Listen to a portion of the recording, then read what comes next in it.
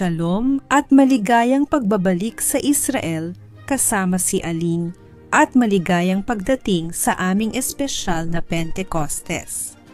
Dahil sa petsang ito, halos 2,000 taon na ang nakalilipas, dito bumaba ang Espiritu Santo at ang kapangyarihan ng Diyos sa Jerusalem at binago ang buhay ng lahat ng taong naroon sa lugar na iyon.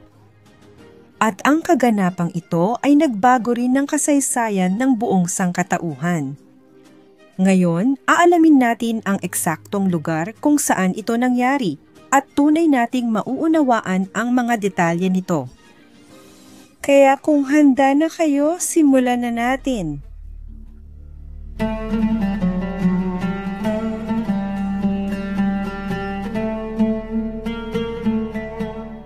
Ang ating kwento ay hindi nagsisimula dito sa loob ng mga pader ng Jerusalem.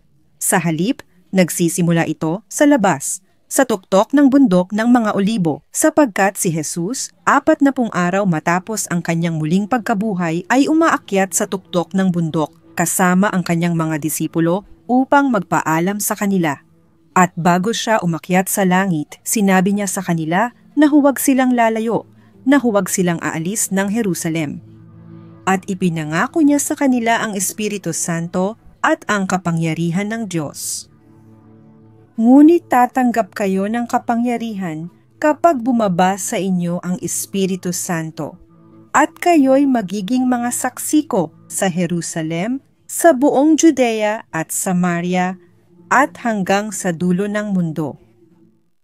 Hindi nila alam kung kailan at saan ito mangyayari, ngunit lubos ang kanilang pananampalataya kay Jesus. At dahil dito, nananatili sila rito sa Jerusalem, naglalakad sa mga kalsada ng lungsod at hinihintay ang pagdating ng dakilang sandali. At iyan ang gagawin natin ngayong araw. Susundan natin ang mga yapak ng mga apostol, ng mga alagad ni Jesus, at uunawain kung paano, kailan at saan dumating sa kanila ang dakilang sandaling ito. Tara na!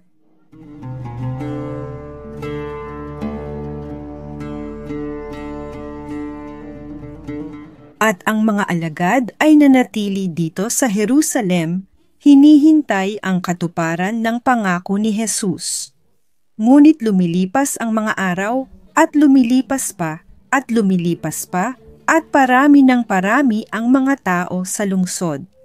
Isang malaking karamihan na ang nasa Jerusalem dahil papalapit na ang taunang peregrinasyon, ang Shavuot.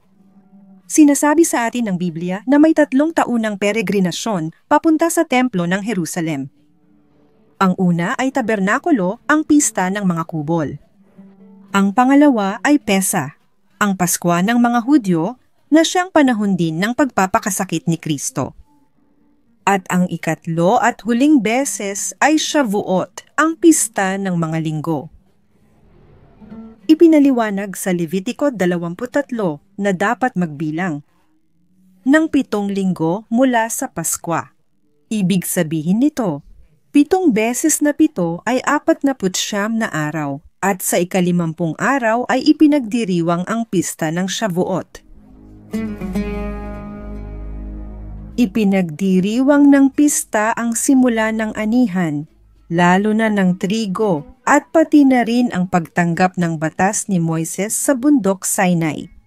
Kaya't ang buong bayan ng Israel ay pumupunta sa Jerusalem upang dalhin ang mga unang bunga sa templo. At ngayon, ang mga disipulo at mga apostol ni Jesus ay naghahanda rin upang ipagdiwang ang pista na ito. At saan nila ihahanda ang lahat ng ito? Sa isang bahay na makikilala natin ngayon. Sumama kayo sa akin.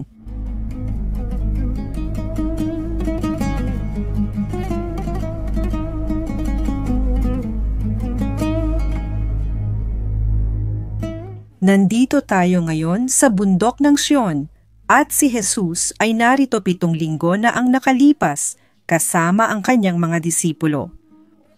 Dahil sila ay naghahanda para sa Paskwa, kailangan din nila ng isang malaking silid, isang silid sa itaas, isang lugar para gawin ang hapunan. At malinaw na inutusan sila ni Jesus kung saan ito dapat gawin. Ipinaliwanag niya na sa bahay ng isang tiyak na lalaki at na sa ikalawang palapag ng bahay ay mayroon ng isang malaking silid na may mga kasangkapan at doon nila gagawin ang hapunan.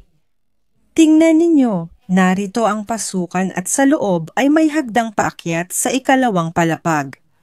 Dito mismo sa tabi natin ay ang bahay ng lalaking iyon kung saan ipinagdiwang ni Jesus ang huling hapunan kasama ang kanyang mga alagad.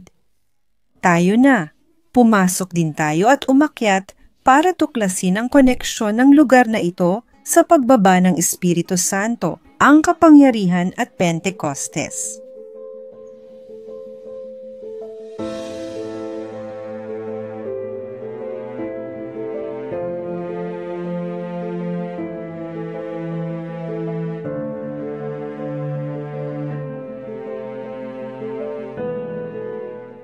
Nakikita natin dito ang pasukan ng silid ng huling hapunan ni Jesus, pero hindi lang ito tungkol sa huling hapunan.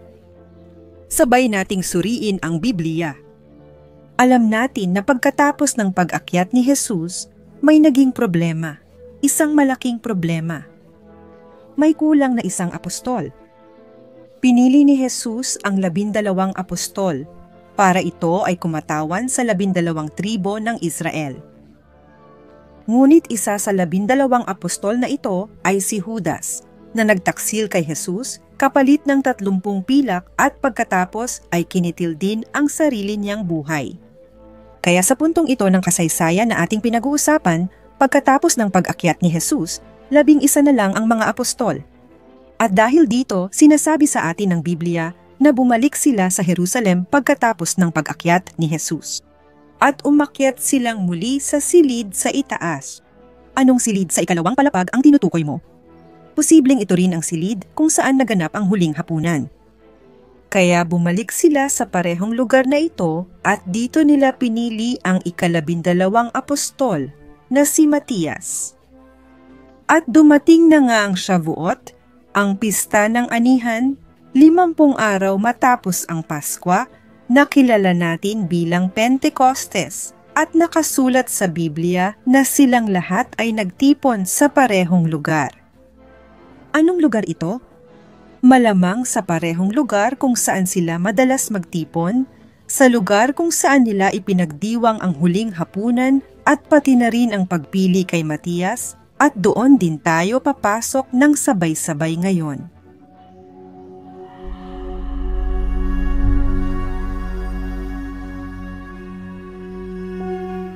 Nang sumapit ang araw ng Pentecostes, silang lahat ay nagtipon sa iisang lugar. Biglang may dumating na tunog mula sa langit na parang malakas at marahas na hangin at napuno nito ang buong bahay kung saan sila nakaupo. At may nakita silang mga dila na parang apoy na lumitaw at humati-hati at tumigil sa bawat isa sa kanila.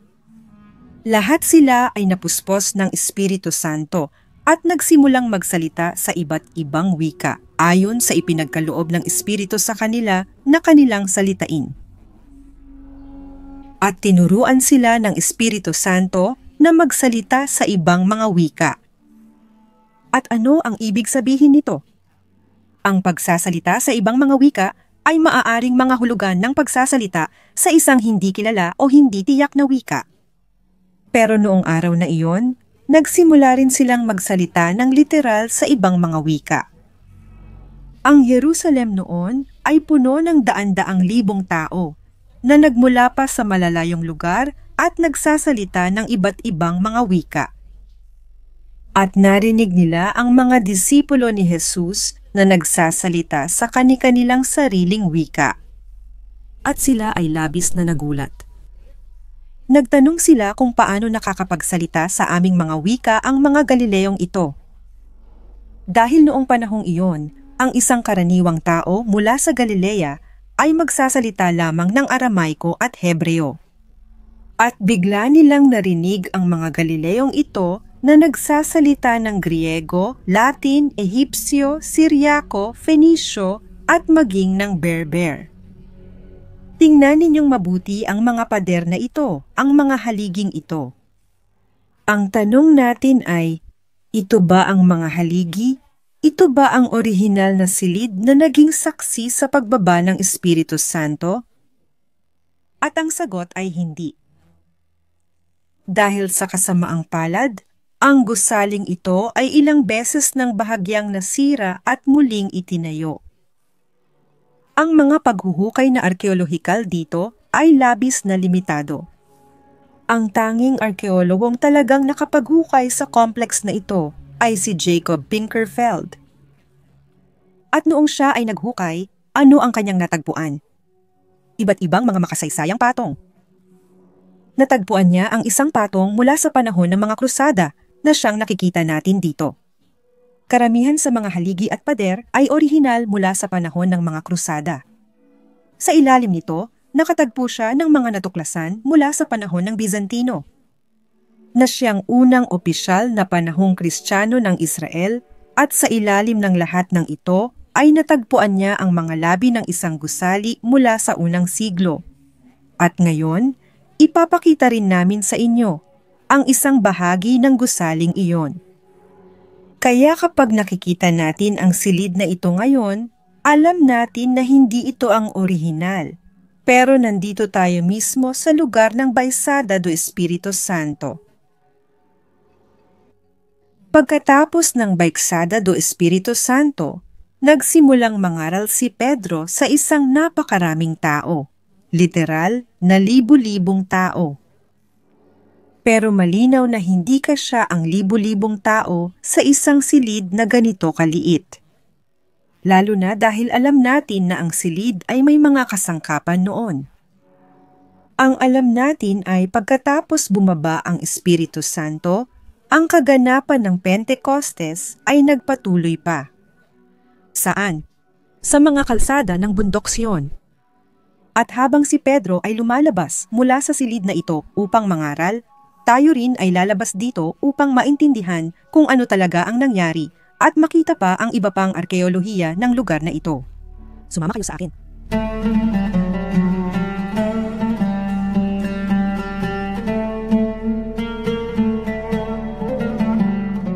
Si Pedro, sa kanyang pangangaral ay nagsalita tungkol kay Haring David at kung paano namatay si David at inilibing.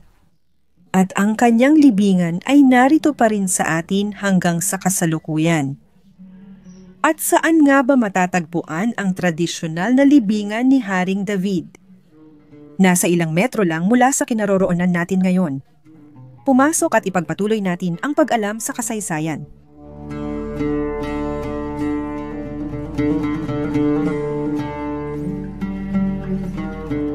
Ang libingan ni Haring David ay isa sa mga pinakabinibisitang lugar sa Jerusalem ngayon.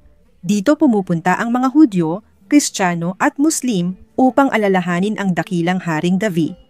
At ngayon, sa harap natin, makikita natin ang bato na nagmamarka ng lugar. Ayon sa tradisyon, si David ay hindi nakalibing sa loob ng batong ito, kundi sa ilalim nito. Ngunit kung ililingon natin ang ating mga mata dito sa kanan, makikita natin ang ilang malalaking bato na maayos ang pagkakagawa. Ang mga batong ito ay mula pa noong unang siglo, ngunit mas huli na ito kaysa kay Jesus. Paano ito nangyari? Ang Jerusalem ay winasak noong taong 70 pagkatapos ni Kristo ng mga Romano at ilang taon lang ang lumipas, nagsimulang muling itayo ang lungsod. Kaya ang gusaling ito, partikular na ang mga batong ito, ay mula mismo sa muling pagtatayo ng lungsod. Napakahalaga ng lugar na ito kaya nagmadali ang mga tao na bumalik dito at siniguradong muling itayo ang lugar. At ito ay nagsilbing isang sinagoga. At mayroong diskusyon sa pagitan ng mga arkeologo mismo kung ito ba ay isang sinagogang Hudyo o isang sinagogang Hudyo-Kristiyano. O baka naman, posibleng ang dalawang komunidad ay sabay na nagdarasal dito, magkatabi.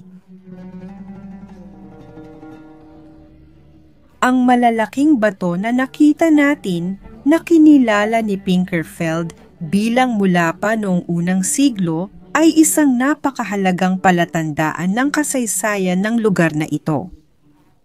Pero mas mahalaga pa roon ang plaster na natagpuan niya. Nang naghukay siya, nakakita siya ng maliliit na piraso ng plaster na bumabalot sa mga pader at dito may mga inscription na tumutukoy kay Jesus. Ang mga inscription na ito ay maliliit at simple, parang sinaunang graffiti.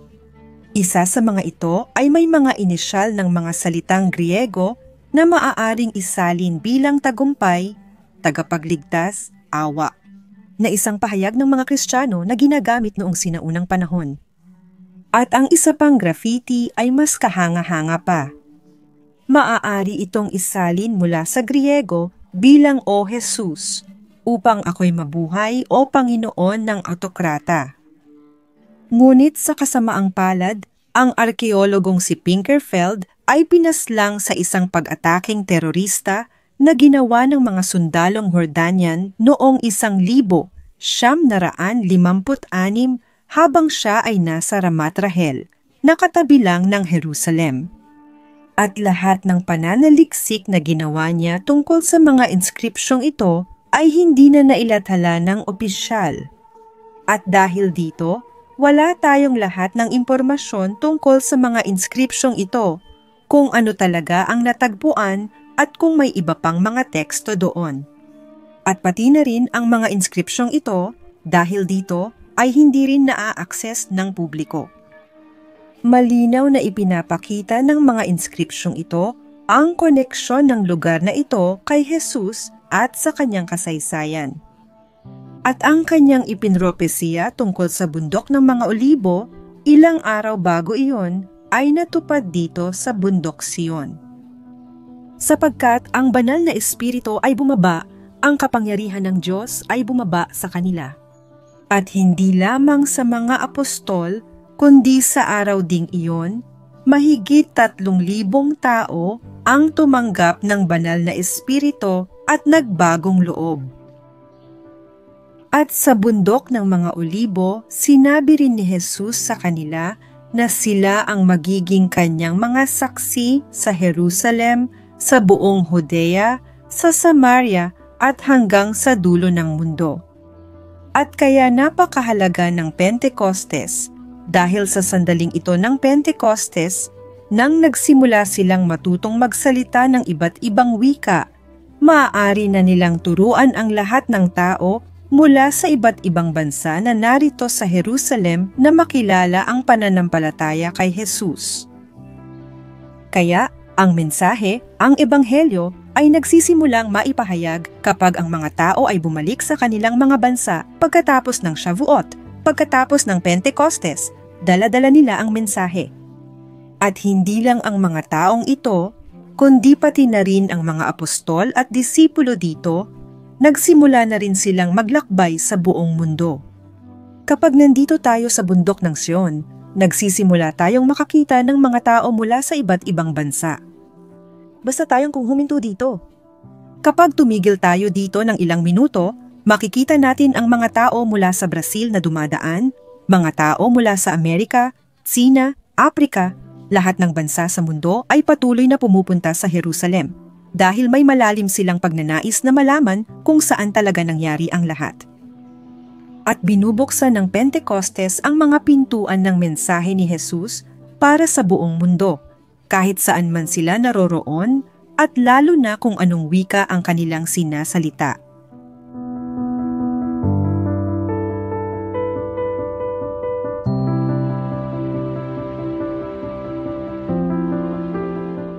At mula sa napaka-espesyal na lugar na ito, sa ibabaw ng bundok Sion, nais kong batiin kayong lahat ng Rag Samiyar, isang napakabiyayang kapistahan ng Pentecostes, at isang magandang linggo. Kung nagustuhan ninyo, huwag kalimutang mag-iwan ng like at magkita-kita tayo sa susunod na linggo.